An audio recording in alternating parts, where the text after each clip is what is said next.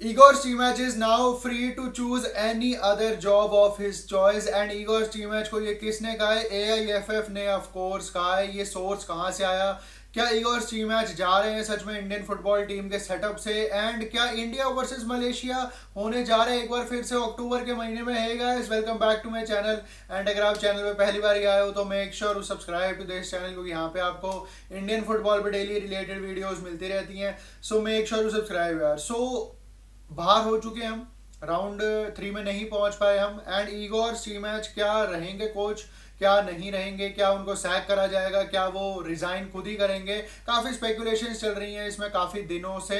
तो इसमें कल मार्कस ने अपना एक स्टेटमेंट दिया है कि आने वाले दिनों में एआईएफएफ बोल देगी ये ईगोर स्टीमैच को कि now you are free to choose job of your choice. And आप किसी भी और कंट्री को मैनेज करने के लिए जॉब ढूंढ सकते हो, किसी भी और क्लब को मैनेज करने के लिए जॉब ढूंढ सकते हो। हमारी तरफ से आप फ्री हो। एंड महेश गवली हो सकता है कि हमारे स्टॉप गैप जो हमारे कोच बने for the time, interim manager जिसको हम कहते हैं, वो महेश गवली बन सकते हैं आने वाले दिनों में। एंड ये एक जो पॉसिबिलिटी थी कि ऑल इंडियन कोचेस की तरफ ही जाएगी एआईएफएफ, जिसमें महेश गवली का नाम आ रहा था, रेनेडी सिंह का नाम आ रहा था एंड खालिद जामील का आ रहा था। तो ये जो पॉसिबिलिटी है ये भी मार्कस ने रूल्ड आउट कर दी है कि एआईएफएफ नहीं जरूरी कि इन तीनों में से ही कोई सेलेक्ट करे। But yes, I am Vijayan ने अगर ये स्टेटमेंट दी है कि ये तीनों नाम हो सकते हैं as an Indian national team coach, इन तीनों में से कोई एक नाम हो सकता है, तो कुछ सोच समझ के ही कहा होगा। ऐसे ही नहीं टेक्निकल कमेटी का हेड आके मीडिया में बोलेगा कि मैंने ये 3 नाम सेलेक्ट करे हैं। There must be a reason for that. अब इसमें अगर मैं कहूं तो ये काफी एक अच्छी चीज है अगर टेक्निकल कमेटी इन तीनों में से किसी एक को चूज नहीं करती है इंडियन नेशनल टीम का हेड कोच, क्योंकि मैं नहीं चाहता कि हमारे सिस्टम में जिसकी जान पहचान अच्छी हो, जो सिस्टम में हमारे इन्वॉल्व हो, जो एआईएफएफ में इन्वॉल्व हो, वो आके हमारा को इंडियन नेशनल टीम की जॉब ले। क्योंकि मैं नहीं चाहता वो भी फिर सिस्टम की बातें मानने लग जाएगा। एआईएफएफ जैसे उसको चलाना चाहेगी हमारे नेशनल टीम के कोच को, जो कि इंडियन होगा, तो वो वैसे ही चलाएगी एआईएफएफ अपनी शर्तों पे।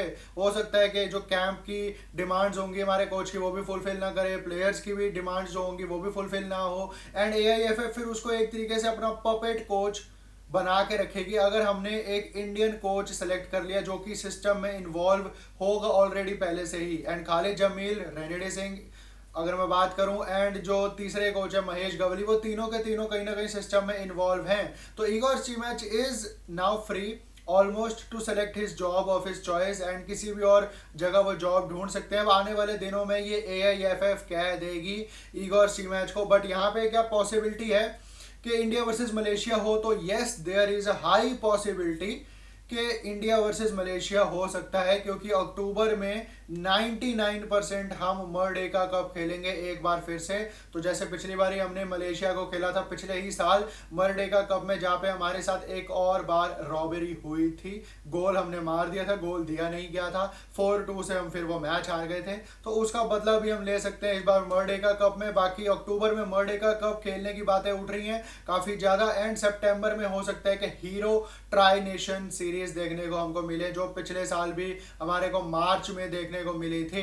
तो देखने वाली बात अब ये है कि नवंबर में हो सकता है कि इंटर कॉन्टिनेंटल कप भी हो, क्योंकि लगातार 3 महीने आपको मैचेस खेलने होते हैं इंटरनेशनल फुटबॉल के, जो फीफा की विंडो होती है उसमें। तो starting from September hero tri nation, उसके बाद अक्टूबर में मर्डेका कप, एंड देन नवंबर में हो सकता है कि हीरो इंटर कॉन्टिनेंटल कप हो। ये तीनों ही होने के चांसेस काफी ज्यादा हैं। एंड हो सकता है कि हम एक बार फिर से मलेशिया को खेले, एंड मलेशिया में ही जाके खेलेंगे हम उनको। एंड इस बारी हम जीतना चाहेंगे ऑफ कोर्स मलेशिया से, क्योंकि मलेशिया पॉट 1 में है in the round 3 of Asian cup क्वालिफायर्स। And अगर देखा जाए तो पॉट 1 में काफी अच्छी अच्छी टीम्स हैं। हालांकि इंडिया की जो टीम है वो पॉट 2 में है, पॉट 2 की जो पहली टीम होगी वो इंडिया ही होगी। बट अगर आप पॉट 1 के टीम देखो तो उसमें थाईलैंड मिलेगी आपको, उसमें सीरिया मिलेगी, उसमें वियतनाम जैसी टीम्स मिलेंगी। तो काफी एक अच्छा कंपटीशन होगा इस बारी क्वालिफायर्स में भी। एंड इंडिया को जीतना ही पड़ेगा अपना ग्रुप, क्योंकि हर एक ग्रुप में 4 टीम्स होंगी एशियन कप क्वालिफायर्स में। एंड जो टॉप 1 टीम होगी हर ग्रुप में, जो टीम अपने अपने ग्रुप्स में टॉप पे फिनिश करेंगी वो ही सिर्फ क्वालिफाई होंगी एशियन कप 2027 के लिए, क्योंकि ऑलरेडी 18 टीम्स क्वालिफाई हो चुकी हैं 2027 एशियन कप के लिए। वो 18 टीमें हैं जो राउंड 3 के लिए गई हैं वर्ल्ड कप क्वालिफायर्स के, तो वो 18 टीमें ऑलरेडी क्वालिफाई हो चुकी हैं। रिमेनिंग 6 स्पॉट्स हमारी एशियन कप क्वालिफायर्स होंगे जिसमें इंडिया भी शिरकत करेगा, एंड 6 ग्रुप्स जो बनेंगे उसमें जो अपने अपने ग्रुप में फर्स्ट पे टीम आएगी वो क्वालिफाई हो जाएगी directly for the Asian cup 2027। तो इंडिया को टक्कर मिलेगी क्योंकि पॉट 1 में अच्छी टीम्स हैं, हायर रैंक्ड टीम्स हैं, एंड पिछली बारी की तरह नहीं होगा कि हम हांगकांग जैसी टीम्स को खेल रहे हैं एंड हम क्वालिफाई हो गए easily for the Asian cup 2024। तो इस बार ही अच्छा मुकाबला होगा क्वालिफायर्स में भी, जिसकी तैयारी हमारे को अभी से ही शुरू कर देनी चाहिए। ट्राई नेशन जो हमारा होगा उसमें भी अगर हम हायर रैंक्ड टीम्स खेलें तो ज़्यादा अच्छा रहेगा, क्योंकि वो फिर हमारा बिल्डअप एक तरीके से शुरू हो जाएगा मार्च में आने वाले क्वालिफायर्स के लिए। बाकी यस, अगर नेपाल, बांग्लादेश, पाकिस्तान, श्रीलंका, मालदीव्स इन सब से ही खेलना है तो फिर ये कंट्रीज तो खुश होके आएंगे हमारी कंट्री से खेलने के लिए, क्योंकि उनके लिए इंडियन नेशनल टीम एक हायर रैंक्ड नेशनल टीम है। तो ये टीम्स खुल के आना चाहेंगी हमारे से खेलने के लिए।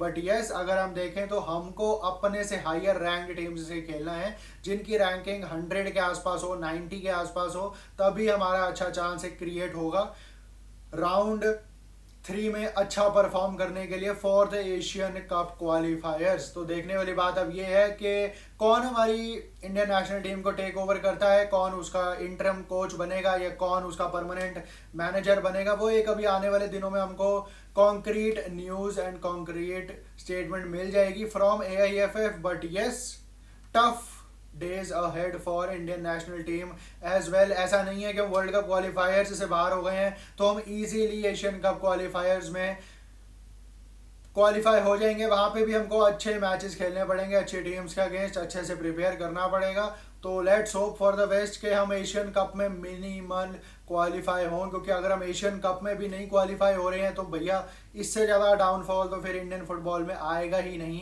अगर हम 2027 के एशियन कप में भी नहीं क्वालिफाई हो पाए। बाकी do let me know your thoughts regarding Igor Stimac, regarding AIFF, regarding India versus Malaysia, Merdeka cup, किन टीम्स के अगेंस्ट हमको खेलना चाहिए, do let me know in the comment section. तो यही थी आज की वीडियो। अगर आपको पसंद आई हो तो लाइक, शेयर एंड सब्सक्राइब जरूर कर देना। Till then peace out, bye.